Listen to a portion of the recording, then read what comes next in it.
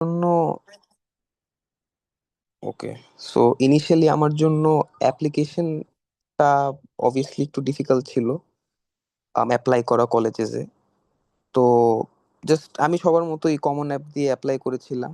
আমি সবগুলাই liberal arts কলেজে অ্যাপ্লাই করেছি, অ্যান্ড সবগুলাতেই আমাকে একসেপ্ট করেছে। আহ, তো একসেপ্টেন্স সবগুলো পেলাম, সব ভালোই ছিল। বাট মানে আমার ভয়, একসেপ্টেন্স নিয়ে আসলে আমার অত ফিয়ার ছিল না। আমার ফিয়ার মেইনলি ছিল হচ্ছে ভিসা নিয়ে, কাজ আমি জানতাম যে ভিসা থিংটা অনেক বেশি ডিফিকাল্ট এখন বাংলাদেশে।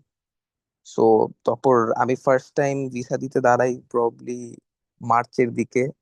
তারপর ওইটা হয় নাই আমার, লাইক বেসিকলি মানে জাস্ট নর্মাল কোয়েশ্চেন যে আস্ক করছে যে who's your sponsor, why this college, why this major, তারপর এইসব বেসিক কোয়েশ্চেন যে আস্ক করছে আমি প্রপারলি অ্যান্সার করছি। আমি আহ, একদমই স্টার্টার করি নাই বা বাজে ভাবে কোনো অ্যান্সার করি নাই, এভরিথিং ওয়াজ নাইস। তারপরও রিজেক্ট করছে and আমি বুঝতে পারতেছিলাম না যে আমি কি করব। সো পরে আমি আমার একটা সিনিয়রকে জিজ্ঞেস করলাম এন্ড দে ওয়ার লাইক যে তোর মক ইন্টারভিউ দেওয়া উচিত, মানে ইন্টারভিউ গুলোর মক দেওয়া উচিত, কাজ প্রথমবার আমি ইন্টারভিউ কোনো মক কোনো প্র্যাকটিস কিছুই করিনি। তো তারপর I got to know about this group. তারপর এই গ্রুপে ঢুকলাম। তারপর সাইফ ভাইয়ের সাথে কথা বললাম। তারপর আহ, সাইফ ভাই একটা 7 ডেজ এর না 10 ডেজ এর মকের ইয়ে দিল আমাকে। ওইটা দিলাম, ওইটা দেওয়ার পর সাইফ ভাই এরা সবাই আমাকে অ্যান্সার্স রেডি করে দিল, কিভাবে কি বলতে হবে শিখালো। ইন্টারভিউতে মানে কিভাবে কনফিডেন্টলি কথা বলবে, আমার ফ্লস কোথায় আছে, আমি কোথায় কোথায় আমি মিস আউট করতেছি এন্ড অল, এগুলো আমাকে প্রপারলি এক্সপ্লেন করলো। এটা করার পরেও সেকেন্ড টাইম আমি ইন্টারভিউতে দাঁড়ালাম after like a month or two, আমার ফার্স্ট রিজেকশনের পর। Still it didn't work out. Same basic question, same সবকিছু, it just did not work out. তারপর আমি একদম স্টান্ড, আমি বুঝি নাই কি হয়েছে। পরে আমি যে সাইফ ভাইকে কল দিয়ে বললাম যে ভাই এবারও হয় নাই। তারপর সাইফ ভাই বললো ভাই এবার তুমি যে কাউন্টারে দাঁড়াইছো, কাউন্টার 7, ওখানে আমাদের অনেকগুলা ক্যান্ডিডেট দাঁড়াইছে, কাকেও দেয়নি। মানে ওই দিন ভিসা বলে তেমন কাকেও দেয়ই নাই। The ratio overall was very bad ওই দিন। সো আবার তারপর আমি জাস্ট আই ওয়াজ কনফিউজড। আমি চিন্তা করতেছিলাম যে আমি আর দাঁড়াবো না ইন্টারভিউতে, আমি অন্য কোনো দেশে ট্রাই করব। বাট সাইফ ভাই, তারপর নোমান ভাই, ওনারা সবাই, আরিয়ান ভাই, ওনারা সবাই বললো যে আরেকবার অ্যাটলিস্ট ট্রাই করা উচিত, মানে একবারে এন্ড পর্যন্ত দেখা উচিত হোয়াট হ্যাপেন্স। সো তারপর আমি আবার রেজিস্টার টেজিস্টার করলাম, টাকা দিলাম ভিসার, এন্ড দেন আবার থার্ড টাইম ওই সেম অ্যান্সার, সেম সবকিছু যা যা সাইফ ভাই বানাই দিছিল একদম এক্স্যাক্টলি হুবহু ওইটা। এন্ড লাকিলি থার্ড টাইম আমার ভিসা অফিসার আই গেস ভালো করছে, I got lucky and they accepted my visa. Yeah, that's all.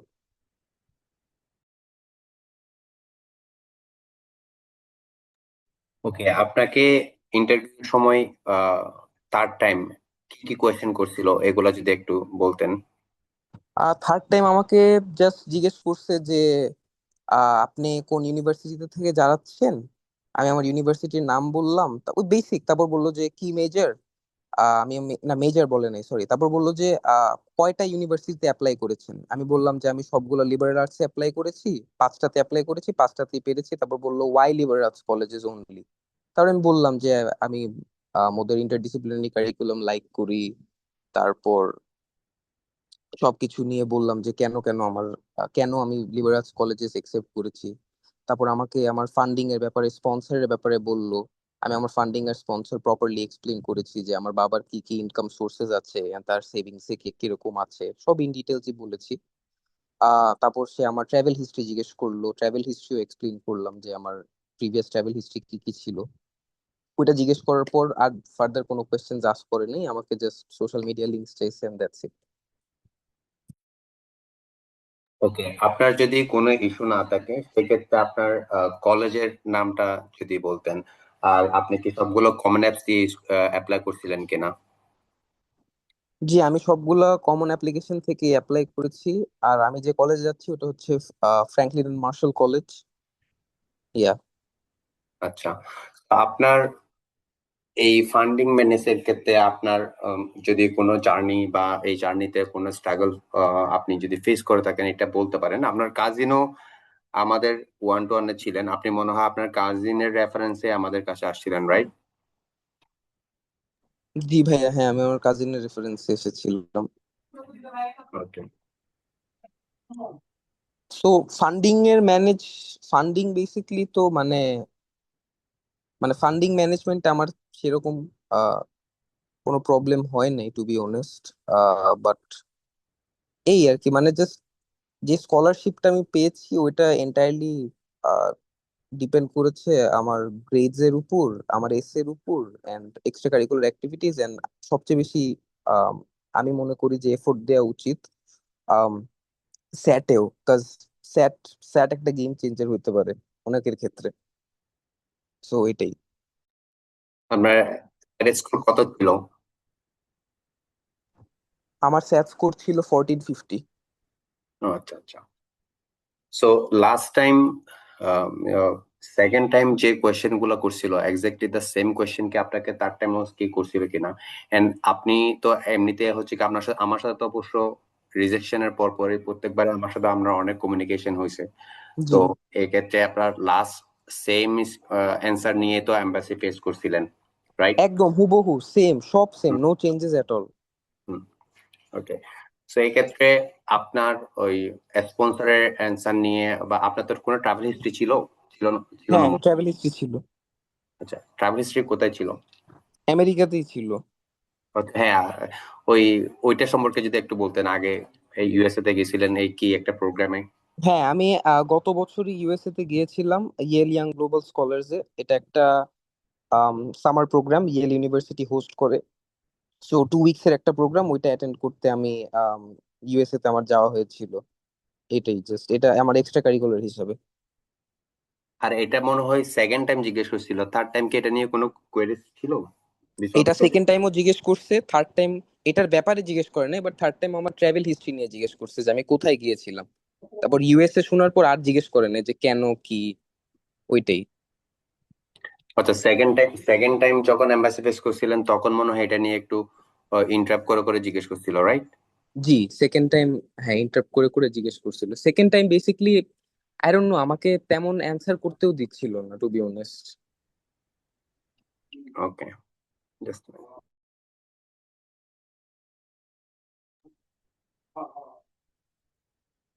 So আপনার আহ, এই জার্নিতে আর কোনো কিছু বলার থাকে সেক্ষেত্রে বলতে পারেন, যেহেতু আপনি ছোট মানুষ, ব্যাচেলরে যাচ্ছেন। সো সেজন্য হয়তো সবকিছু ওভাবে বলতে পারতেছেন না। সো সবার উদ্দেশ্যে যদি কোনো কিছু বলার থাকে আপনি বলতে পারেন, দেন আমি এটা ক্লোজ করবো আর কি। আমি এখন জাস্ট বলতে চাই যে যে ভিসা সিচুয়েশনটা তো এখন, আই মিন, এটা তো আসলে কারো হাতে নাই। So I think just give your best, and মানে সাইফ ভাই বা এই গ্রুপের কারো কাছ থেকে যদি আপনি হেল্প নিতে চান মক ইন্টারভিউজ দেন, আপনার কনফিডেন্সটা ভালোই বুস্ট হবে। এন্ড ওভারঅল তারা মানে একটা মানে ভিসার এম্বাসি সিচুয়েশন নিয়েও ভাইয়েরা অনেক প্রপার গাইডেন্স দিতে পারে যে এখন কিরকম সিচুয়েশন যাচ্ছে, মানে আপনি বিফোর হ্যান্ড জেনে নিতে পারবেন যে কি অবস্থা এন্ড অল। সো ওভারঅল আমার জন্য list they are very helpful. And এটাই জাস্ট, মানে কিপ ট্রাইং ভাই, না হইলে ইউনো মানে জাস্ট কিপ ট্রাইং, ওইটাই। That's what I want to say. আপনার এবারে তো সেম ইউনিভার্সিটি নিয়ে এম্বাসি ফেস করছিলেন, রাইট? জি জি, আমি 3বারই সেম ইউনিভার্সিটি নিয়ে অ্যাপ্লাই করছি, ইউনিভার্সিটি আর চেঞ্জ করি। ডেফিসিট কত জানি ছিল আপনার? 28-এর মতো মনে হয়। 28 28, হ্যাঁ। হ্যাঁ। আপনার আপনার কি অন ক্যাম্পাস এমপ্লয়মেন্ট ছিল নাকি জাস্ট স্কলারশিপটা থ্রুতেই যা কভার করার করছে? আমার অন ক্যাম্পাস ছিল। মানে অন ক্যাম্পাস এন্ড আদার সবকিছু মিলে হচ্ছে কি আপনার আহ জি জি জি, 28 28। ডেফিসিট ছিল। জি ঠিক আছে, আপনাকে ধন্যবাদ। আপনার মনে হয় তো টিকিট করে ফেলছেন, তাই না? জি জি ভাইয়া, করে ফেলেছি। ওকে। সো ঠিক আছে, ইন ফিউচারে যদি কোনো হেল্প লাগে আমাদেরকে রিচ আউট করবেন। আর অফকোর্স অফকোর্স। আপনাকে কিছু তো বলার নাই। তো জি যারা ইন ফিউচারে হচ্ছে কি ব্যাচেলর করবেন, যেমন আজকের সিচুয়েশনটাও যদি আমি বলি, যেমন একজন নর্মাল গ্রুপ মেম্বার্স আমাকে রিচ আউট করছিলেন এম্বাসি দিয়ে ফেস করে আসার পর আর কি, আজকের কাহিনী বলতেছি। সো উনি আমার থেকে এমনিতে ইন্ডিভিজুয়ালি তো অনেকেই রিচ আউট করেন, সো এক্ষেত্রে হেল্পের জন্য রিচ আউট করছিলেন। তো উনি আমাকে বললো যে ভাইয়া আজকে এম্বাসি সিচুয়েশন তো খুবই ভালো। আমি বলছি, কিরকম? বললো যে 50-50 বা ওভার 50। আমি বললাম যে আপনার আহ, কি জানি আপনার যে কাউন্টারে ছিলেন ওই কাউন্টারে কেমন ভিসা হয়েছে? বলতেছে আমার কাউন্টার এবং পাশের কাউন্টার দুইটাতেই ভালো ছিল। ওনার ডেফিসিট উনি না বলতে বলছেন, বাট ওনার ডেফিসিট অনেক হাই, যদিও ওনার ইউএসএ তে আগে একবার হচ্ছে কি ভিজিট ছিল, এন্ড হচ্ছে কি পরবর্তীতে আবার রিজেক্ট হয়, আবার আজকে হচ্ছে কি ওনার আবার ভিসা হয়েছে। তো ওনার সামনে প্রায় ফান্ডেড, মানে পার্শিয়াল ফান্ডেড 22 আপ, এরকম অনেকের হচ্ছে কি আজকে ভিসা হয়েছে, এবং ওভারঅল সবকিছু সিচুয়েশন অনেক ভালো ছিল। এন্ড ইউএস এর নিউ রুলস যেগুলা করছে এগুলা সম্পর্কে হয়তো অনেকেই জানেন না। আহ, এটা একটু জেনে যাবেন।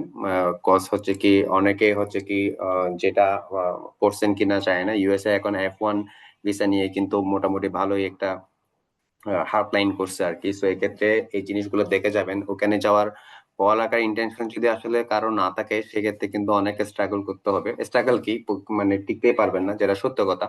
সবার উদ্দেশ্যে বলতেছি, বিকজ এখন ইউনিভার্সিটি চেঞ্জের ক্ষেত্রে যে রেস্ট্রিকশন, তারপরে হচ্ছে কি আপনার এরপরে হচ্ছে কি আপনার ওই কি জানি গ্রাজুয়েশন কমপ্লিট করার পরে যে রুলস রেগুলেশন করছে, এগুলো সবকিছু মিলাই হচ্ছে কি মানে current circumstances is quite different.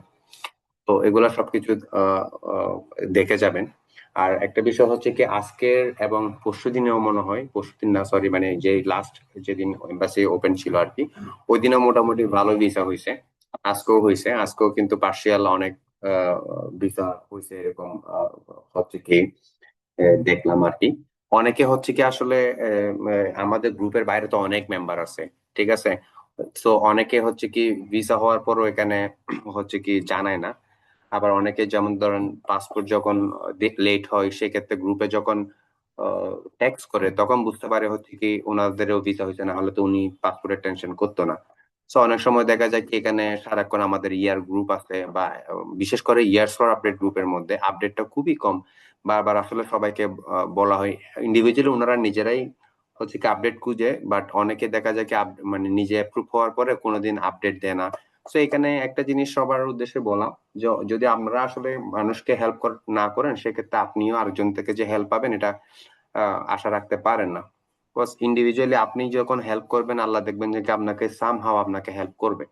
অনেকেই আছে হচ্ছে ইয়ার অ্যাপ্রুভাল নিয়ে বসে আছে, ও কোন আমি এখানে সব ফরম্যাট দেওয়া আছে, জাস্ট একটু শেয়ার করা, ক্যালেন্ডারটা শেয়ার করা। কজ এইটার জন্য অনেকেই হচ্ছে কি ডেট কিরকম আছে না আছে এটার উপর ডিপেন্ড করে হচ্ছে কি ইয়ার অ্যাপ্লাই করে, কিন্তু কেউ আপডেট না দেওয়ার কারণে দেখা যায় কি কেউ আহ, মানে ইয়ার যে করবে ওই সাহসটা পায় না।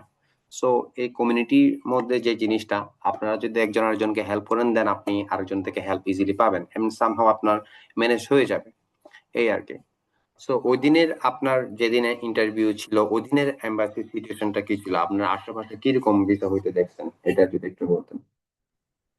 যেদিন আমি লাস্ট ইন্টারভিউ দিলাম ভাই, সেদিন আমি জাস্ট আমার কাউন্টার থেকেই দুই একজন ব্যাচেলারকে দেখছি দাঁড়াতে, দুই একজনই পাইছে। এছাড়া আমি আমার হুম। ডানে বামের দুইটা মানে চারটা কাউন্টার থেকে আমি তেমন ভিসা ইন্টারভিউ মানে কাকেও পেতে দেখি নাই। আমার একটা ফ্রেন্ডও দাঁড়াইছিল, ওরও হয়নি। সো জাস্ট ওই একটা কাউন্টার থেকে আমি পেতে দেখছিলাম। তো আপনার কাউন্টার কোনটাতে ছিল? আমার কাউন্টার ওটা 4 ছিল। ওই ভিসা অফিসার কি মহিলা ছিল, রাইট? হ্যাঁ হ্যাঁ হ্যাঁ, মহিলা, ফর্সা করে। আচ্ছা আচ্ছা। ঠিক আছে ফাইজান, আপনাকে ধন্যবাদ। ইন ফিউচারে যদি আমাদের কোনো সাপোর্ট লাগে আমাদেরকে রিচ আউট করবেন, এবং আপনার জন্য হচ্ছে কি best wishes. So thank you so much. পরবর্তীতে আবার ইনশাল্লাহ কথা হবে। ইনশাল্লাহ ভাই, দোয়া করুন।